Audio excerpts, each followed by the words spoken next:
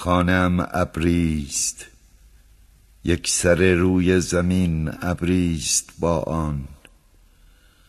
از فراز گردن خرد و خراب و مست باد میپیچد.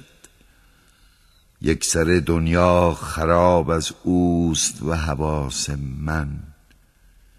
آی نیزن که تو را آواز نی برده است دور از ره کجایی؟ خانه‌ام ابریست اما ابر بارانش گرفته است. در خیال روزهای روشنم که از دست رفتندم، من به روی آفتابم میبرم در ساحت دریا نظاره